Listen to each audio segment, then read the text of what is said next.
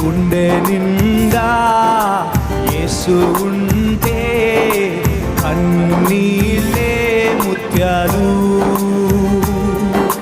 గుండె గుడిలో యేసు ఉంటే దుఃఖమైన సంతోషం. గుండె నిండా యేసు ఉంటే